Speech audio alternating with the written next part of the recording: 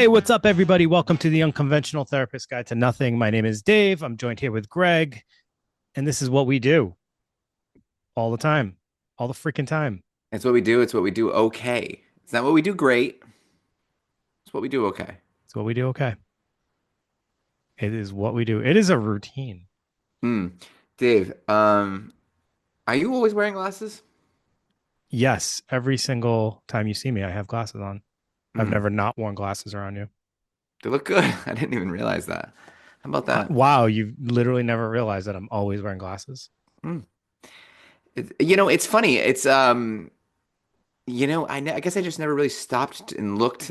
At We my did something face, different with the cammers, you've and literally never stopped and looked at my I face. guess not. I guess when we're recording, I'm always kind of looking at my own face. Is that weird? Narcissist. Yeah, a little bit of a narcissist. It scares me a little bit. Oh boy. I'm not always wearing glasses. I was messing with. Oh, good. Okay. That's scary. So let's get into this thing. What do you think? Scary how much you believed me. Oh, Dave, I did want to tell you something. You might appreciate this because it's kind of your realm. I s saw a piece of art that I was interested in. I know you know that I'm interested in art, right? Yeah. But to get it, it was the work was done by someone who's downtown, in an area of, like, just filled with a bunch of artist lofts. Kind of, I think this person is very, like, involved in, it might be home, I don't know, but like just incredible sort of street art kind of thing, I guess you would call it. But there's something that just like grabbed my eye, and I was like, you know what, I'm gonna go down there, find this person, and see if he'll sell me this art. And they did. And Okay. I brought children along. Wait, was this like risky? Yeah. What? Oh, Well, it turned out to be like this person was actually super kind of sweet and awesome and talented as hell. Um, what's the art? it's just like a black and white close up of the Statue of Liberty. For whatever reason, it really just kind of stuck out to me. But then he threw in another piece of art that's like an elephant, but with like a lot of his like graffiti around it and stuff like Wait, that. what's his first name? Frank. Yeah, G. Last Yeah, name G. Yeah, I know yeah. who he is. Yeah. How do you know who he is? Um. So my buddy that I do PVD horror with is worked with him, and he's support like we follow him PVD horror. We support him. He supports us. Yeah, he's great. He's awesome, dude. He's like such a I cool knew who you guy. were talking about as soon as you said that like no, he's a pretty big name. He goes around and does a lot of things. Okay, cool. Yeah. Um, just I'm I trying to was remember his last name so I can give him a shout out because since you just bought some art from him, I want to say it's like Goth. Mm, I can look it up I really think it's quick. Gauthier. Yeah, that's what I was gonna say. French. Francis Gauthier. Yeah, Gautier. Frankie Gautier. Yeah, incredible stuff. Funny, I knew it. Yeah. All right, so what are we talking about today? Or do we even say hello? What are we doing? I'm lost. Um, yeah, I don't know. I'm a little lost today too, Yeah. so I don't know. Dave, and we can reflect on that for a second because I think we've both been really busy lately. Really busy. Well, I didn't know if I want to share this or not, Okay. because I'm going to try not to get emotional. Cool. So yeah, this weekend I had to say goodbye to my best bud, my dog, and yeah, so I've been a little bit out of it. And honestly, like I was saying, like routine doing this as routines, it kind of the whole situation has kind of made me like reflect on how much routine I have. And like, I've been kind of thinking about things that are routine that I had involved with him and now not really knowing what to do with myself on those routines and kind of thinking about my parents who were very close with him, obviously, and they all the routines they had with him. And it's a lot. It's so like that aspect is like kind of been just really heavy on my mind lately. Just like, what do you do? How do you move forward? It's about finding new routines and things like that. So yeah, I don't know where I'm going with that, but I that's am really sorry to hear that. You don't have to be going anywhere with that. I mean, yeah, it's just, thank you for sharing that. Um, I'm not going to sit here and try to like do what we would do inside of an office. That would be yeah. insulting your, uh, but I mean, I will say, man, like, what can you're going to feel it, yeah. and don't push it Oh, I away. Just have. feel it. I've Yeah. been feeling it. Trust me. For for people who like, I don't know. I think I've talked a little bit about my dog, but like, I've had him for like 12 and 13. No, going on 13 years in February it would have been. He was a stray. I found him on the side of the street. Mm. Got him into an animal shelter, and then like a couple months later, I was going to adopt a dog. Didn't think I'd ever see him again, and they were like, "Hey, we got a dog for you," and they brought him out. I was like, "Oh, it's meant to be. That's my boy." And it's been like, yeah, he helped me get through some really tough times just by being there and being like that positive regard, that like no judgment. So that was he was very helpful through a lot of things, and yeah, so I'll miss him. But anyways, that's yeah. So that's what's going on with me. So on Yeah, that note, yeah, no, hard to pivot from that. I mean, yeah, but like honestly, that's why I don't have pets. it is tough. When you said that, how you and your dog met, it's like I had a very similar sort of meeting. Like it kind of like I feel like a lot of people might have that meeting where like one kind of reacts to you and maybe comes up to you, and I Yeah, remember I picked up that dog lady who I had for 20 years almost. yeah, And when that dog died, I said, no more. yeah, yeah. It's Yeah, tough. It's you really know, tough to like move on from that. yeah. I mean, from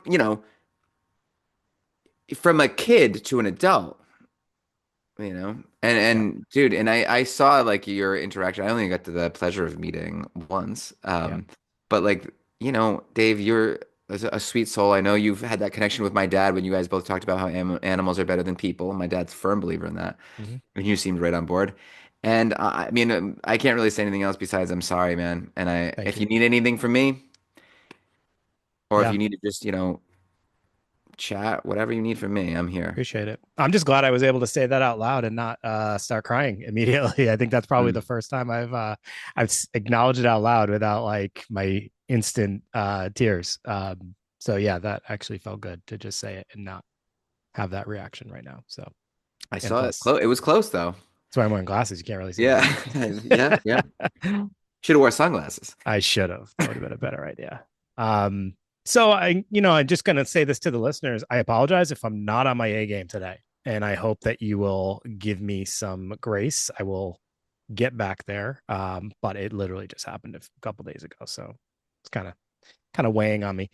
Um, on another unrelated note, I just Okay. want to say this because normally we do this stuff at the end, but we had a really amazing email, and I'm not gonna share it completely, but I wanted to at least acknowledge it right now. So our listener's name is Kate, and she Mhm. sent us this incredible email, just giving feedback and suggestions for future episodes. And it was really like the time that she took to write this email to us was so appreciated. I read it actually the night that like after everything had kind of happened. I read it and I was like, that's something positive to like get my mind off of things, and kind of just like the fact that someone takes that time to write to us and write like heartfelt and also like personal stuff um was it was incredible. And I just want to say this. Did you get a chance to So read I over read the it email? and I read it twice, and I said to my son after I read it, I said, when you guys wonder why I take the time to do this and for free, you know what I mean? And it's this is it. All we need is like one or two Kates, and that's enough to kind of keep you going. And we've been fortunate enough to have a number of listeners like Kate, so I feel really grateful and blessed for that. But like, um, I just wanted to share.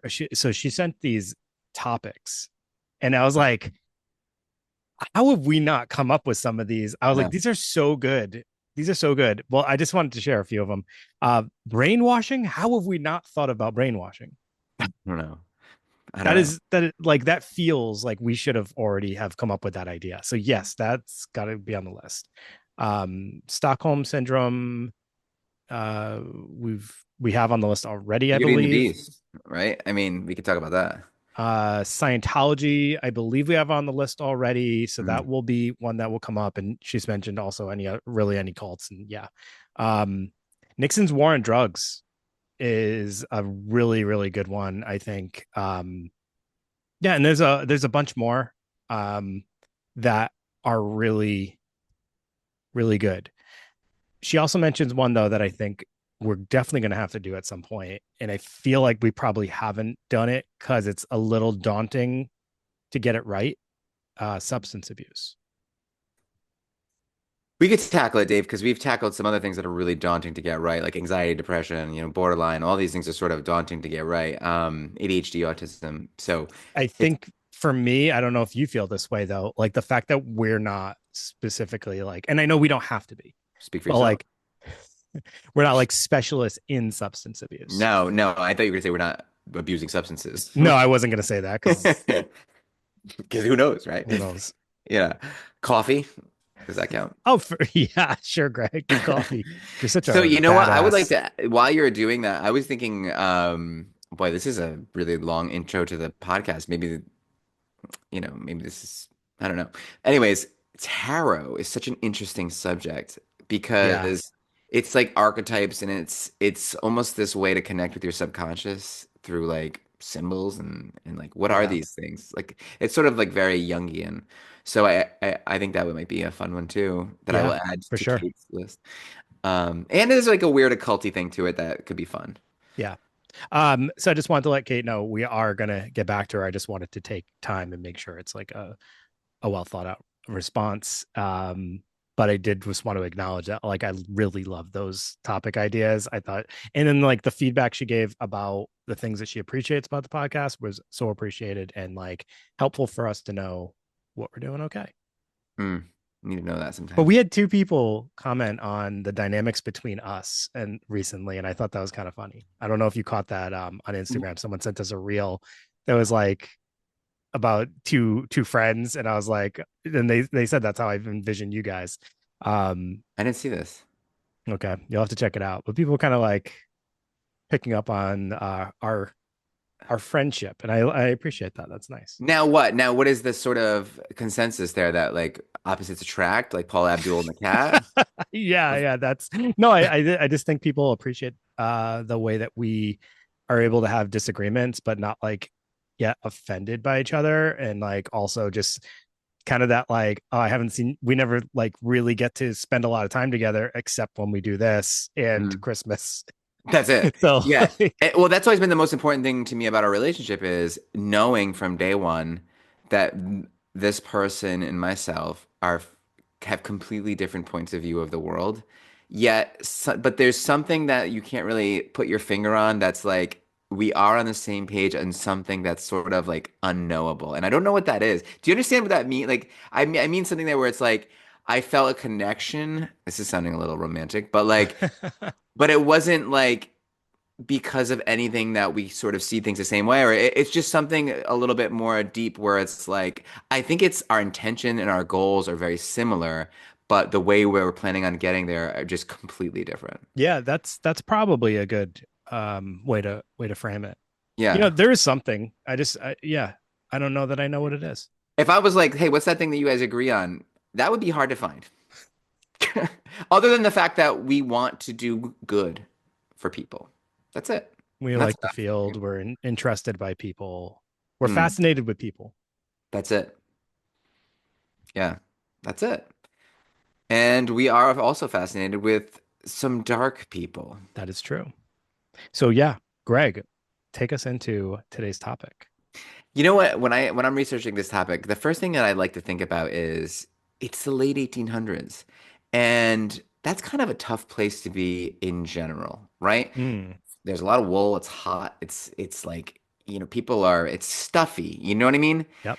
And to have that sort of almost Victorian backdrop into the House of Horrors and they're gonna, I mean, let's call it what it is, like a murder castle, right? This long structure that's like literally like a city block long. And we're gonna hear about asphyxiation and starving and human experiments and burned skin put in a vat of lime to decompose. And all of this in the backdrop and of this like beautiful World's Fair that's going on. We're talking about America's first known, as far as we know, serial killer, H. Holmes. Did you know about this guy? I mean, yeah, but like not in depth. So, I mean, I feel like in today's society, if you're a fan of true crime, you kind of know about H. Holmes Yeah. one way or another. He made an appearance even in like American Horror Story at one point. They Oh, had okay. the uh what was it? Hotel? Was that the season? So I've only seen the first. Yeah. So I believe it was American Horror Story Hotel. Yeah, I think that was it. The one with Lady Gaga, I'm pretty sure. And Okay. yeah, he makes an appearance towards the end, and yeah, basically the hotel was supposed to replicate that. So my sort of introduction to him was I have a friend Pete who's always giving me recommendations of books, and he recommended this book, Devil in the White City, years ago, and it kind of got me hooked on this author, Eric Larson, who's I'll recommend him. I mean, if you're interested in any kind of like historical, it's not historical fiction, it's like but it is in a sense where like he'll talk about Churchill or he'll talk about how like World War II started with how the Nazis got into power or even like the Lusitania or any kind of like real huge historic event and he'll kind of follow a couple different people and obviously he has to make up all the conversations they have. But in one of his books, Devil in the White City, he talks about the World's Fair and the architects in Chicago and how, the Ferris wheel is getting brought in, how difficult that is. But then the side story is H. Holmes. And, we will not be able to get into the amount of scandal and fraud and usury and all the things that he did to sort of become who he was because there's just, I mean, we would need like a 10-part series to go into the depths of the evil and the atrocities that is H. Holmes. But we can do our best to kind of start from the beginning, Yeah, talk the about, story. I'm just gonna say this. This story is too long. it's crazy long and there's too many like players. So Yeah, it's just one of those things where I'm like, all right, well, let's just kind of get the gist of this for thing. for what we do, Yeah, this felt like as I'm doing it, I'm like, this is overwhelming. I don't even know where to start, where to I agree. what road to go down. And I'm not gonna lie, it made me a lot of the times like we were supposed to do this last week, hmm and I couldn't get to it I because it felt like overwhelmed. Yeah. it made me want to put it off and Because procrastinate. I had read the book, Dave, and in the book, we're talking hundreds of pages and like edge of your seat sort of interest in this guy. But how do you like distill that? Yeah, there's so It's many different like things. absolutely. So interestingly, we'll just take it from the top. We'll go through a little bit like what his upbringing was, like we always do, and kind of see how he developed as this monster. But so he's born in New Hampshire, which I find interesting. Not a lot of monsters born in New Have you Hampshire. ever visited his house? No, why is that like a mecca for you horror types? I mean, it's definitely a location you can go visit. Well, my fondness for the post office, where the murder castle is now a post office. So Oh, I have not checked that out, but you can visit that, and you can also mail a letter or a package, which is okay. nice. So, anyways, Herman Mudgett, born Herman Mudgett, which is kind of Mudgett. an That's unfortunate a name. that's a weird name. Yeah, well, it was a weird kid, right? So his parents were cold and distant, as most 1800s parents are, but even by those standards, they were rigid, and everyone sort of was judged, and they were very religious. And of course, anytime you see like this kid growing up in a super religious family, that's typically someone that's going to act out. Like I remember my father when I was young telling me like, "Be careful for those Catholic schoolgirls; they might teach you a thing or two." And I don't know what he meant by that, but I think I can only imagine. yeah. So on top of being a Bible thumper, his father was a drunk, and he would do these things like he would isolate little Herman at the time, and he would deprive him of food, And this kind of stuff is going to show up later. You know what I mean? So like, remember when we talked about Beth Thomas? It's like, thank you for bringing that story to me, by the way. I bring it up quite a bit in classes and stuff. But, he wasn't taught love. He wasn't taught like the importance of family and what it meant to be a family. He was taught how to sort of punish, and that family wasn't really important at all, and it was Mm. meaningless. And so, as he's a little kid, not really caring about anything, not really having any empathy or love for anything, he starts experimenting with animals and killing them, which is, as we know, serial killer That's 101.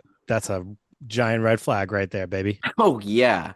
Yeah, you got a buddy you're hanging out with and you're a kid and they start being like, "Hey, you want to like mess with it or like kill this Who were we squirrel?" just talking about recently? And we talked about that. I know Dahmer did it. Yeah, we just did an episode like sort of recently, and they were doing. I don't know. Doesn't matter. It's like almost Plenty of all of them. them. Yeah, It's yeah. yeah, it's almost all of them. But Have you he's ever but done it? look, no, no, I have not.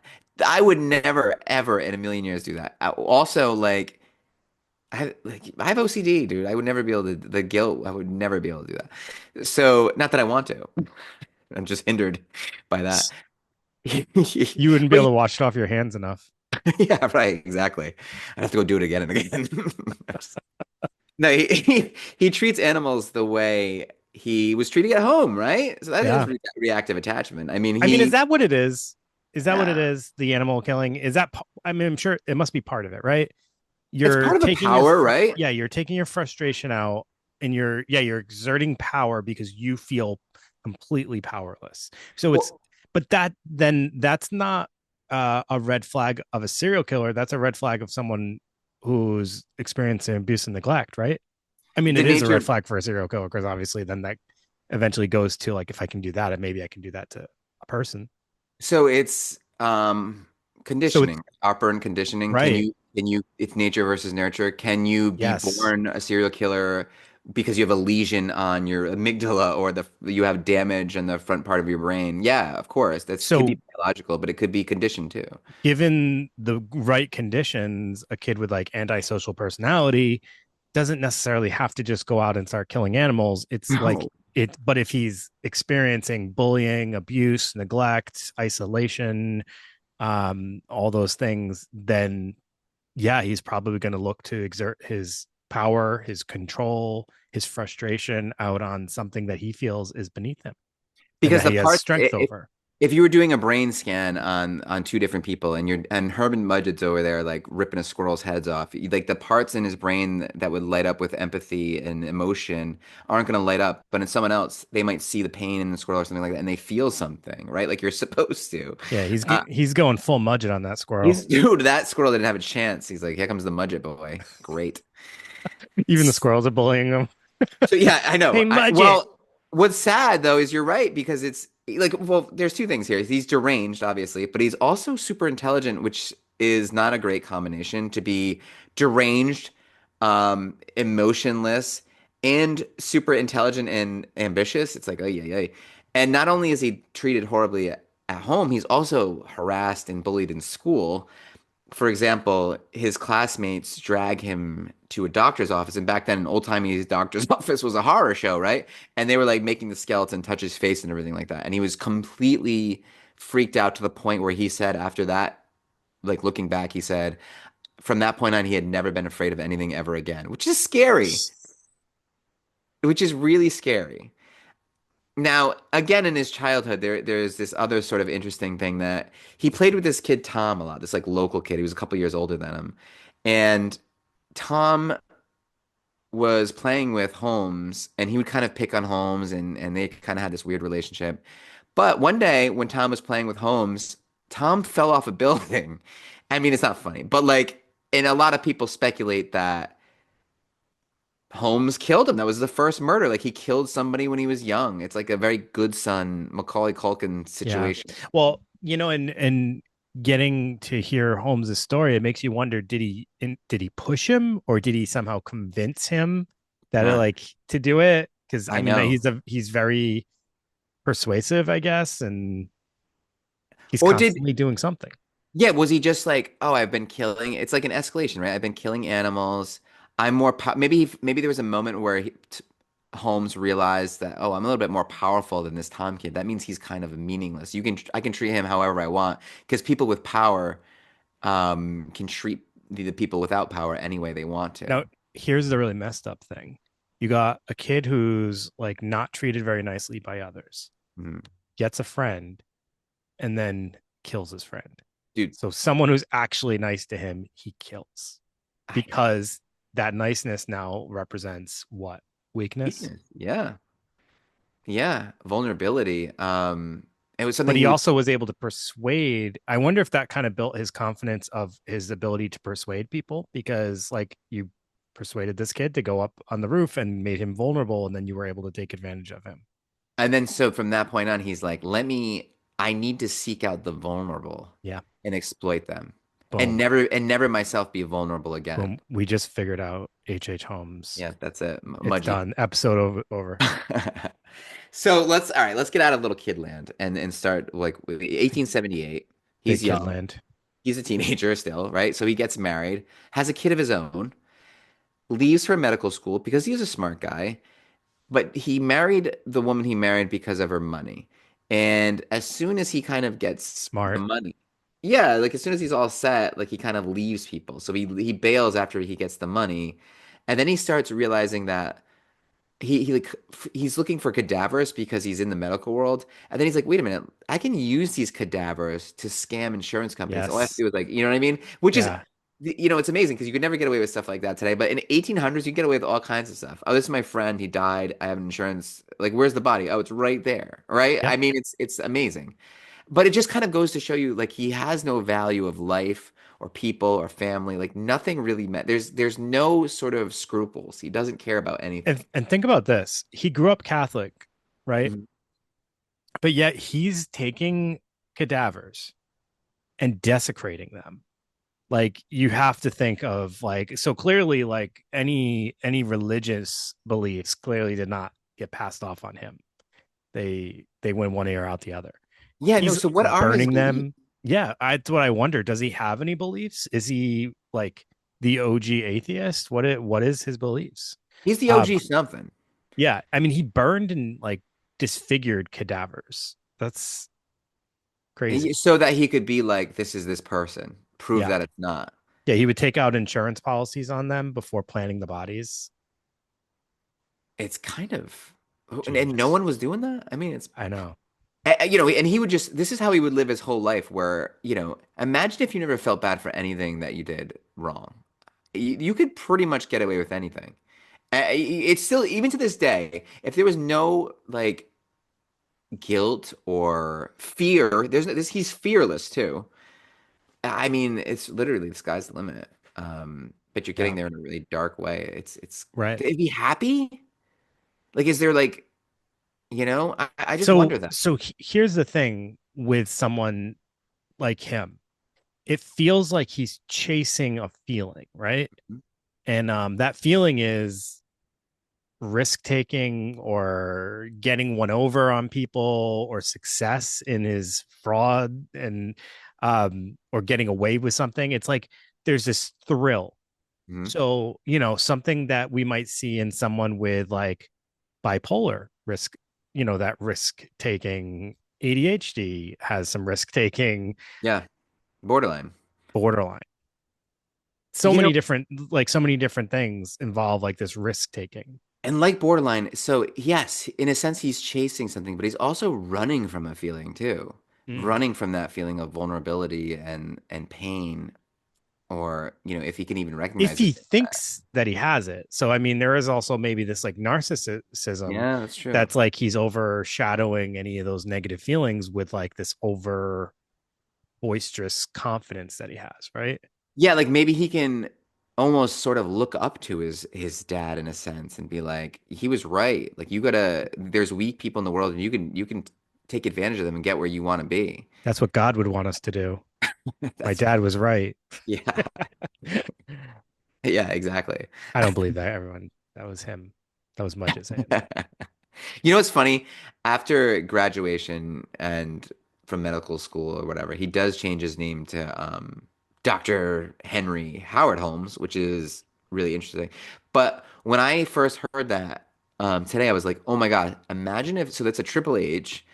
Imagine if H was the sixth letter of the alphabet, it would be like 666, but it's actually the seventh. I did the math. Um, 777. not as scary. Mike Pitaro. That's right. Yeah, the If you're local one. from Rhode Island, you've Yeah. seen those commercials. Yeah, the guy's Seven number is seven seven seven seven seven. seven seven seven seven seven I guess I got a thing for sevens. seven. Yep, that's him. He does too. That's a very local joke. Sorry, everyone. Yeah. Yeah.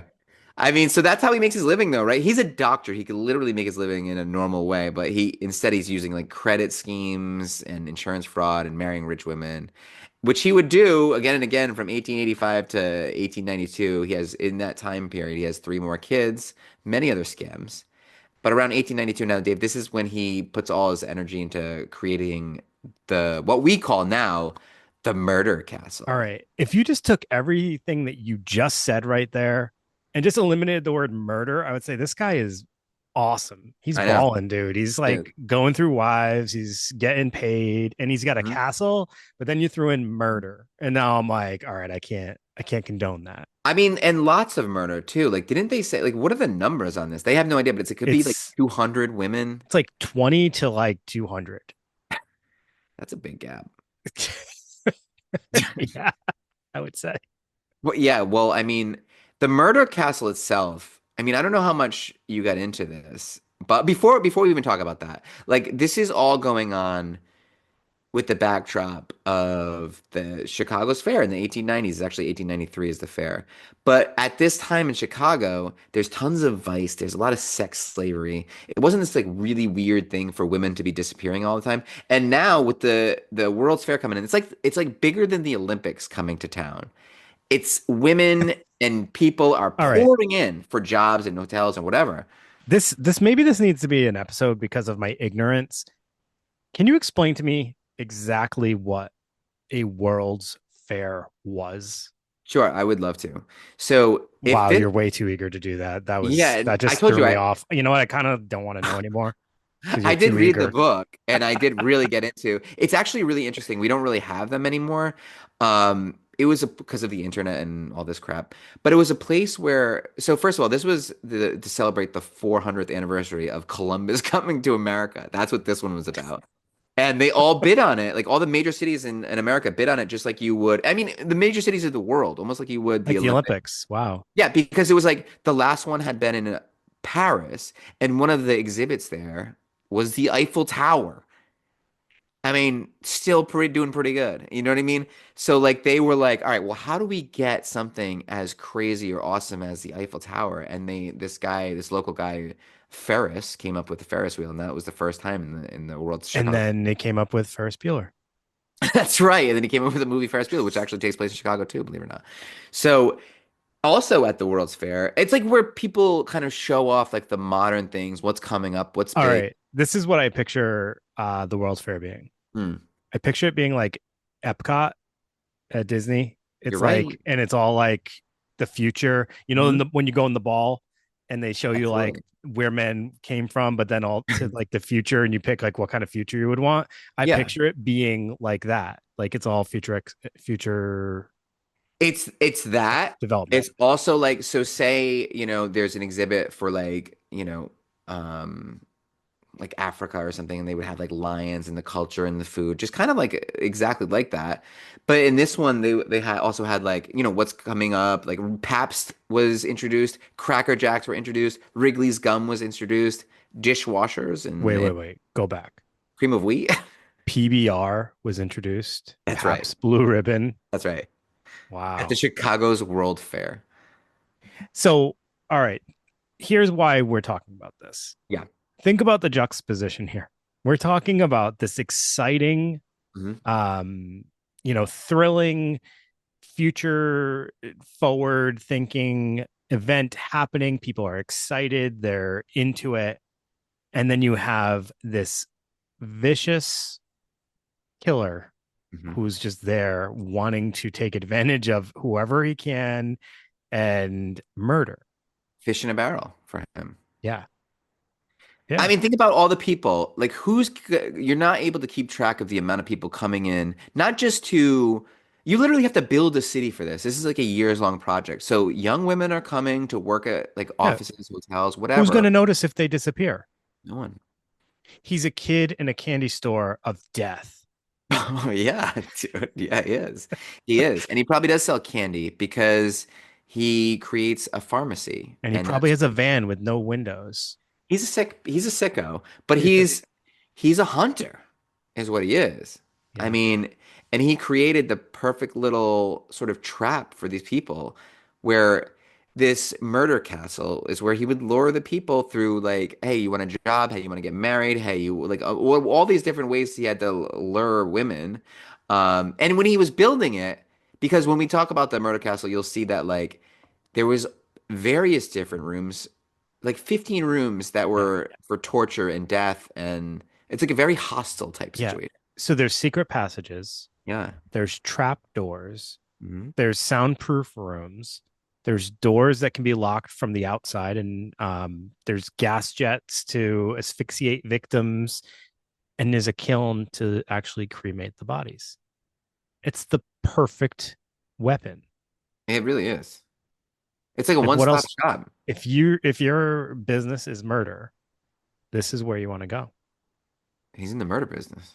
He's in the murder business. Murder Inc. So, yeah, no, Dave, and like what is it with the different styles of torture for 15 different, is it a kink?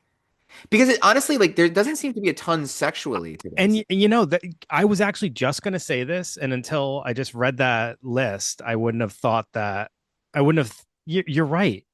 There's not a thing about him that actually makes me feel like he's doing it for the thrill of the kill.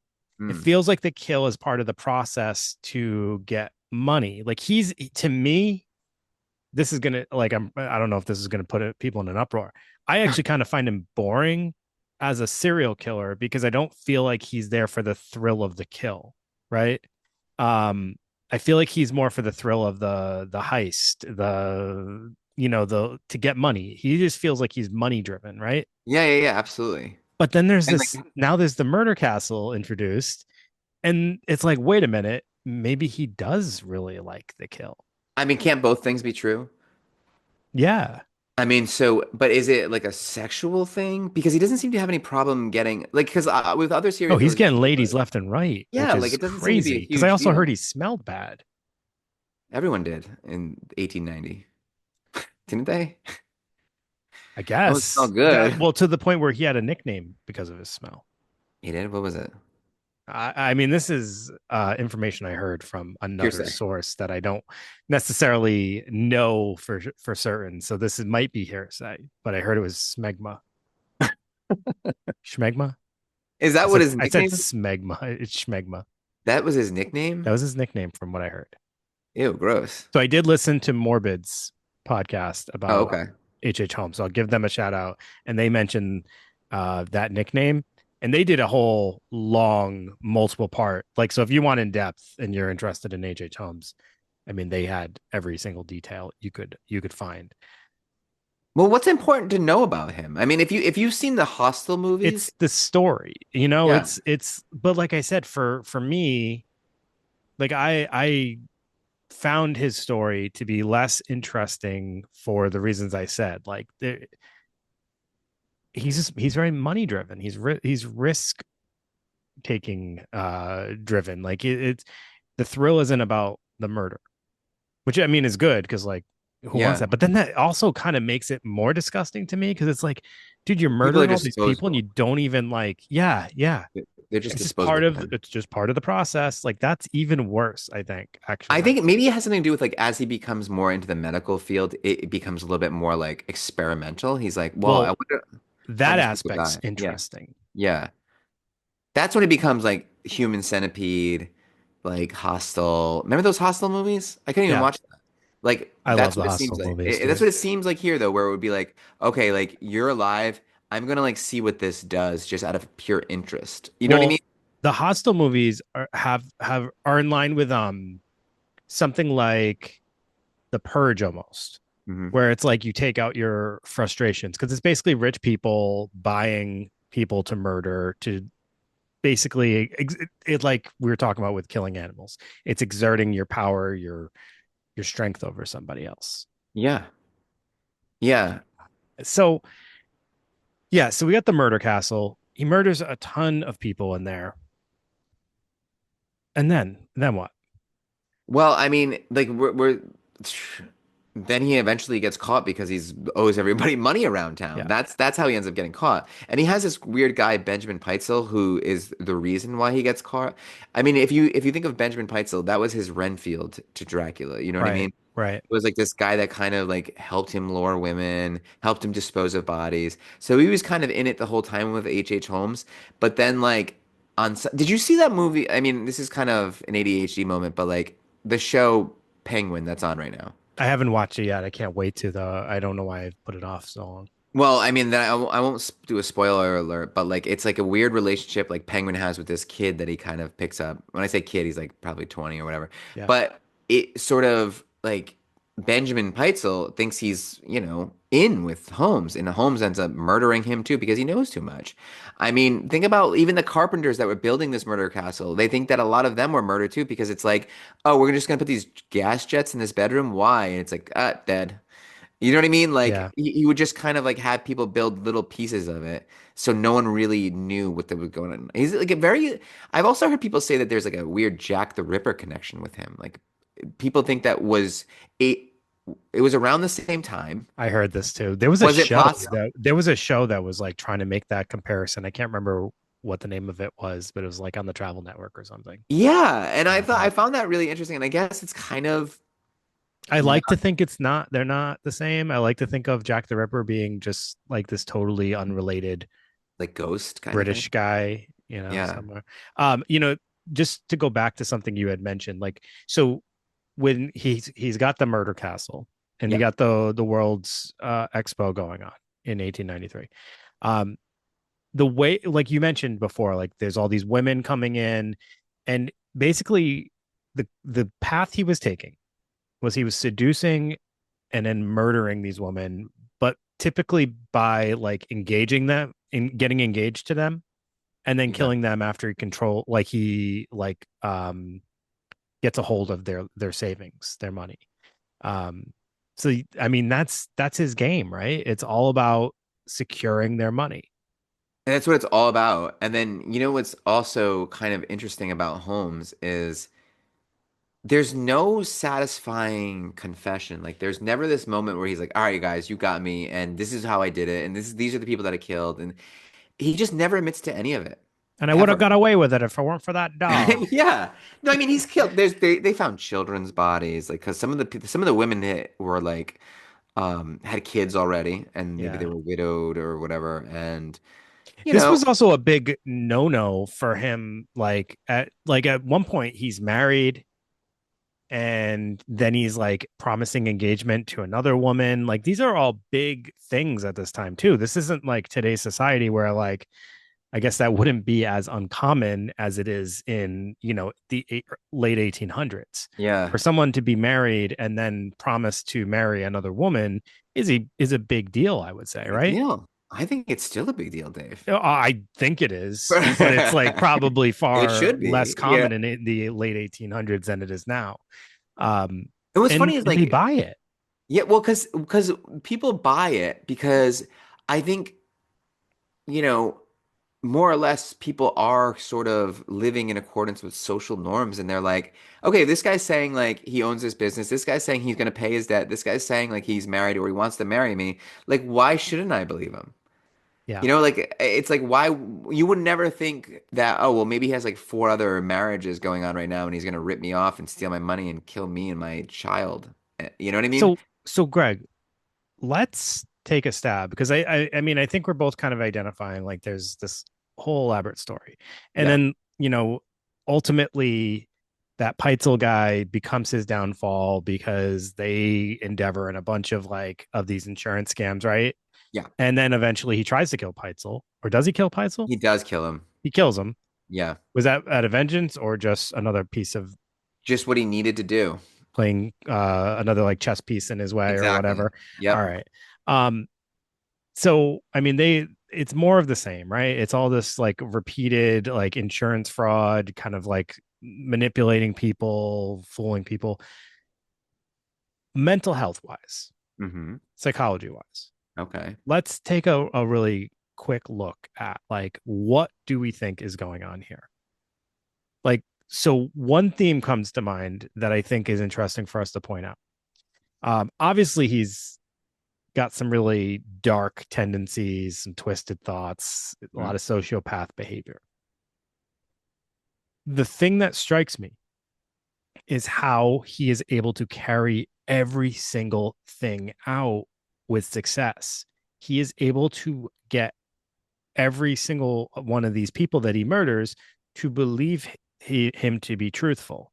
So, how does he do that? Like, what makes people feel comfortable enough to believe that he's going to marry them, or that he's an honest man, or that he's like even being a weird guy, people he still fall for him.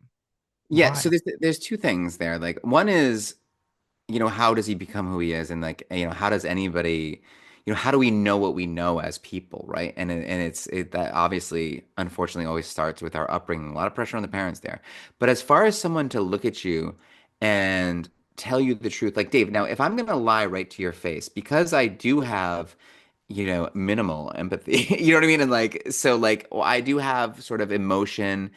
Um, and, if everything's working properly in the human brain, and if we've been developed in any sort of with compassion or, shown any love throughout our lives, we do develop this, sense of empathy and earnestness. And you can't just look at someone and lie right in their face without some kind of tell. And I think that there's Yeah, something almost biological and evolutionary that like reveals something to us when someone's lying to us or something's off. We can just kind of feel that a little bit. And if you don't have any remorse or any qualms or any guilt about how this is going, you're misleading this person. I think that you can really just look them right in the eye, you almost can feel when someone's looking you in the eye and they mean something so much, like you really care. Like you've looked at people for a long time now across the room in their most vulnerable moments, and you know when they're telling the truth, and you know when they're being real, and you know if this is just kind of a show. sure. Kind of do, right? And You I think know, that's what's going on with him. it's funny you said that. I was actually doing some work with a younger kid that I work with. I was having him watch videos, and we're that like to identify emotions through Mm. body language and facial You were expressions. worried he was a sociopath. He just really is not good at identifying people's emotions. And then Right. and then we stumbled on some videos about lying and how to, and it was like giving you multiple people and you had to pick out which person was lying. I've actually started to see the pattern of like what that entails facial expression wise. But yeah, in order for him to pull this off, he has to not have that. Hmm. He has to not send off that energy, that body language, that facial expression that allows people to kind of pick up that maybe some of the things he's saying are facetious. Maybe he's just really good at it. Maybe he believes in his own stories, but he's also got charisma, Yeah. right? He's also has a personality. He must have an extroverted personality. Something about his personality draws people in. It's like a perfect Even storm. That's what happens a lot. That's why we're even still saying Peitzel. his name. You know what I Yeah. mean? That's why we're still Like Ted talking about him. Bundy, right? Ted Of Bundy. course. Yeah. So Ted Bundy is like a more modern day. I know he's still ages ago now, but a more modern day version of H. Holmes, manipulating But do you think, yeah, women. do you think Ted Bundy, he's very similar, isn't it? Yeah. Very like the narcissism and everything. And And obviously, and like even like think about the successes Ted Bundy was able to have. He was able to get far, right? In some yeah, ways and convince people he was even the judge something that, almost, yeah, you know? I think So there are a what lot of about parallels here, actually. Dave? What do you think? Yeah, no, absolutely. So like a malignant narcissist, almost like a Right. narcissistic personality disorder. But what I, Grandiose what do you thinking think? at times. What do you think about? Yes, absolutely grandiose. But like, what do you think about people like this having? And I don't know if this comes up a lot. No, we're always talking about an issue, and now we're kind of like this is complete speculation. We always kind of talk about, oh, there must be a damage in the prefrontal area. He's got no brakes. He's got no, empathy, whatever. But like, I think that maybe if you think about another brain structure, the amygdala, which is kind of what we talk about with anxiety and fear and emotion in general, right?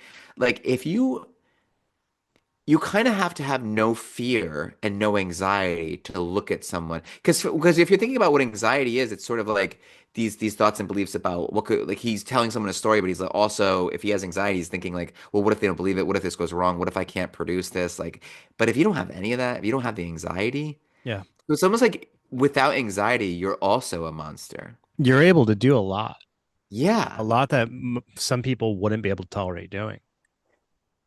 I just And had another crazy thought. okay. So he goes to medical school and he's Mhm. messing with cadavers. He's trying to like do experiments on things, right? Do you know Imagine. any of the details of some of those experiments that he was trying? Wasn't he No. like hiding things under his bed and things like that? I can't remember some of the details. Some of this is like um probably just shouldn't even be mentioned because maybe it's not correct. But I do believe that he was like drawn to like that medical work, and I almost feel like maybe he envisions himself as like trying to be God, like as like like trying to. I don't know exactly Like what a he wanted to. Frankenstein kind of thing? 100%. And then I think about his upbringing and his dad and his like that Catholicism. And then we think about the lack of religion he clearly embodies. Yeah.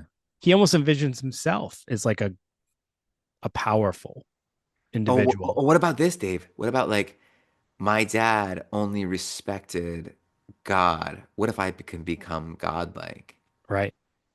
Then I can get the approval of my father Of from my him. father. Now we're now we're He's got daddy issues. now that's when people are like, ugh, I hate therapists. Like when you're having a conversation with like like with normies. Normies. Or We like call them muggles, dude. yeah. No, we call them Abracadabra. mudgets. Yeah. Yeah. No, I mean it's kind of fun to kind of just speculate about this kind of stuff. Like why are people the way they are, you know? And like I think there's something here because I even like when I was doing some of the research and I was hearing about some of like the medical stuff that he was getting into early on in life, it almost made me feel like, oh, this dude thinks he's God. mhm, He's trying to play God. That's scary.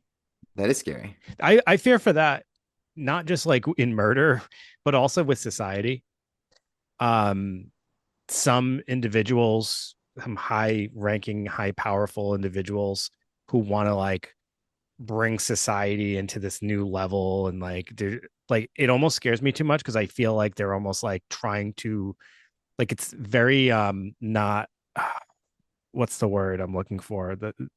It's not Taoism at all, right? Like they're throwing off that balance of nature, right? Oh, yeah, like yin You know what and I'm yang. saying? Yeah, Like yeah. Jeff Bezos, Elon Musk, all them. I feel like they're almost scary because of like the way they're constantly thinking like all this future based stuff.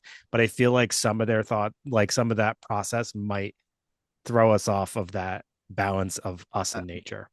Honestly, like look, and you and I have both talked about this before. We're not like really religious guys, but I think like that worked for so long, and that's part of like our like who we are through like myths and stories and legends and however you want that to manifest. Something bigger than you that you kind of respect and makes you feel kind of, I don't know, less less important. And I don't mean that in like a Right. negative way. It's hard to like Elon Musk and these like, grandiose people. It's like you're not that important as you like you're But not if like this it, thing. I think you bring up a great point. If you don't believe in something bigger than you, then you believe that you can be the biggest thing. And it's like It's scary. that's scary. And it feels weird coming out of our mouth because it's like you want people to feel like they can rise to whatever, but it's like, I mean, what's to what? To what end? Right. I mean, really, I don't know. It's We that's a all have a responsibility. Our responsibility is to each other, to nature, Mhm. to the earth in some Yeah. ways, like I feel like we all have this responsibility. And it kind of brings us back to this idea that I've shared previously. It's like when we lose certain things in society, we start to like it I don't know, it just brings this like emptiness. It brings this like sense that we are like a little bit bigger than what we actually are. And it's also scary. Like I shared with, you know, that idea that like if we die, then oh my God, we just nothing like that. Like there's all that anxiety it brings. So major tangent, but like kind of all related to H. Holmes in some way, shape, or form. I'm pretty sure. Sure, why not? Yeah, Right, right. sure, why not? He's a If you person, just and say we're that at talking the about end, it people. So relates. Yeah. yeah. And that's how I feel Uh, about H. Holmes. So yeah. Uh, so I know this wasn't like our best roundup of a person, because we didn't really tie any too much together. But Greg, was there more that you wanted to share about HH or? So I like there's so much that we didn't talk about, but I Yeah. think that like also the point of this is always to kind of get people interested in the subjects that we're interested in. And you know what, I gotta be honest, like I love the way Eric Larson put this together, but I don't think his story is I think it's a fascinating story. And I think he's the first American serial killer, so it's an important story for us to talk about. But for whatever reason, it didn't like it wasn't sort of he didn't catch me as like such a big personality, and maybe that's because it's like out of time, you know what I mean? Yeah, I was wondering that too, if You it's like know, because of the time period and everything. because we're like, oh, Harder to relate. he's not as like intense as some of these other serial killers, but it's like, look, this is the 1800s. Like the fact that he was like seeing ankles was like a big deal. You know what I mean? Yeah, yeah, So it's like I don't know. We got to remember this is the Victorian. So when they it's like when we watched the Universal Monsters movies and we're like, holy shit, people thought these were scary. And then, you know, like, can you imagine what the people in the 1800s when they heard this story about this house and the asphyxiation and the torture and the starvation and the experiments? They must have been like, what the hell? They've never heard anything like that before, right? yeah. So through the lens that we're looking at it, it's like, all right, this doesn't sound that intense, but for them, it's like, so you can't say, it's almost like saying like you have to appreciate the Beatles to appreciate today's music. Like you have to appreciate, H. Holmes and see how this developed to see how today's serial killers developed, right? Right, right. Different time. So that's just what I think. So that's H. Holmes. It is. Before we wrap up, I wanted to say something. Greg. Yeah. So, all right, before I say direct this at Greg, Greg has another podcast, and it's called A Really Good Podcast, and he does it with his friend Liz. Hmm. And they did a Halloween episode. And maybe he thought I wasn't going to listen. Maybe that was the assumption. But he openly talked shit about people who like horror movies I did not and talk over shit. and maybe over associate with horror movies, which is clearly me. No, no. And you said red flag, and I will take go back listen to that episode. No, I Yeah, won't, because then I will give you another listen. So I'm not going to give you that well, that'll satisfaction. be 8 for that one. I should have taken notes to play back I the want to hear what I crap that said. you said about me, not Oh, directly. You didn't say my name, but at no point in time was like, oh, I do a podcast except Dave. with, and you even brought up like the Universal Monsters stuff that we talked about, and at no point was there a shout out to me. At no I should point have was shouted there you out. like there was like we did a deep dive You know together, what's funny though, Dave? and you brought up my idea of Dracula being a narcissist. And I'm going to be completely honest with you here. You're right in me like not saying it like mentioning this podcast on purpose because like I never know if that's appropriate. Like I would always want and like that and you have to admit like I never mentioned that podcast on this podcast. And I noticed you never really mentioned your I've mentioned your horror stuff more than you've mentioned your horror stuff. So it's Yeah, like it's weird kind of self-promoting sometimes. yeah, Yeah, yeah, yeah. I yeah. agree. But So I like just thought that was so funny, dude. Like the because she Liz made a comment and then you said something and I was like, all right, I'm a big red flag, I guess. Cool. no, you're the least red flag on the planet. I You know I have love to you. I have to go back and get those quotes and I'll bring them Make up a reel next of it. episode. Make a reel of it. Yeah. Because I we was don't like, do that. freaking Greg, man. And I was like, maybe he'll say my name now. Maybe he'll say my name now. Nope. Wait till you hear the next one. Oh, you're just gonna like, I'm just gonna talk about you the whole time. oh God. You know what's funny is Dave, like since we were talking about being like really busy and kind of like not being able to kind of fulfill these, Yeah. trying our best to catch up and everything. I haven't been able to do that podcast in a couple of weeks. I had a feeling because I saw you you did the Halloween one and then when I went, there was like a gap of when I like listened to it to that day. So I felt like maybe you hadn't. Yeah, I mean, it's like this is the if I this is the bread and butter, right? No matter what happens, this is the OG podcast for me, and like this is the most important thing. So I got to make sure that this is It's all cooking. important, Greg, because it's all projects that you're involved in. It I all know. is representative of who you are and what you're doing, and there's value in everything. Otherwise, you wouldn't do it. All that aside, what did you think about that? What did you think about the podcast if you've ever listened? Is it a pretty good podcast? I've listened Is to it your. a pretty good or is it a really good Is it a podcast? really good podcast? Is it? I mean, I enjoy it because, well, am I biased? Maybe. Yeah. Sometimes I get mad with you on there. No, I don't get mad with you. No. I feel like you're fine. Is it Liz does a great job. I told you that before. She's a good host. She definitely does a lot of work to make that. I mean, I empathize with her I because bet you do. I know what it's like to You guys have a have to lot in do a common. podcast with You you. guys have a lot in common, I'm sure. She puts a lot of effort into it, She and does. She calls me the personality.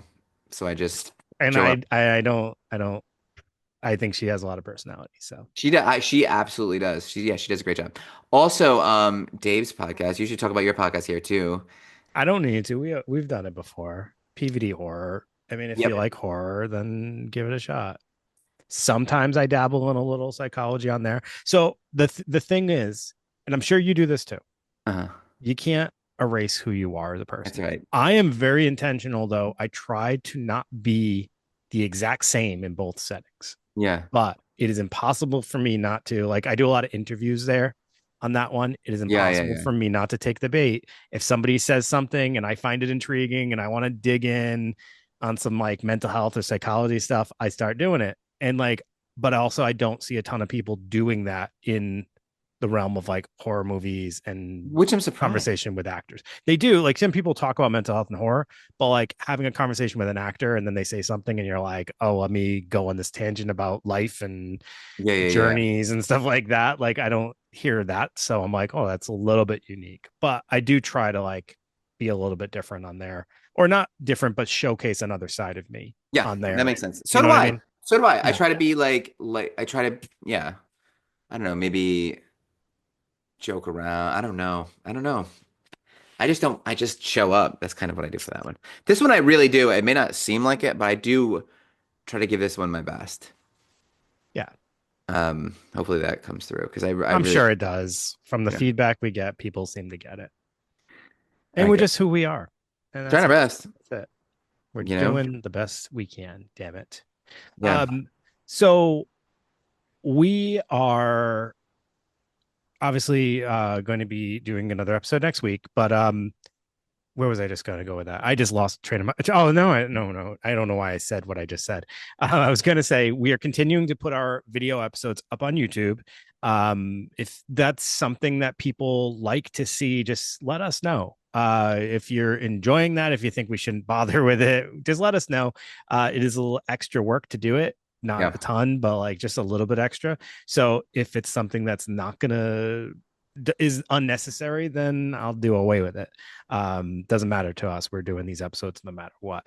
But would love to hear some feedback if you guys like the video episodes, or if you just continue to prefer listening and that satisfies your needs, then that's cool. It's Bang on. probably on your commute to work like us, where you listen. Um, but other than that, yeah, thanks for listening, and leave a rating and review when you get a chance. Send us an email, utgnpodcast@gmail.com, or hit us up on any of the social medias. We greatly appreciate it. And also, we always ask for rating and reviews, but I guess I should also ask this. If you like what you're hearing or you like an episode, share it on your social media. Go Yeah. onto your Instagram or on Twitter or wherever, and feel free to, give it a share and let people know that what you're listening to, what episode you like, stuff like that. Feel free. Feel free. It's free, and you should Hey. feel free. So thank Mhm. you. But yeah, everybody have a happy Thanksgiving if you celebrate Thanksgiving. If not, then have a great Thursday, and we will see you next week. See you next week. Gratitude. Gratitude. Thankfulness. Mhm. Thanksfulness. Thankfulness giving. Good night, everyone. Peace.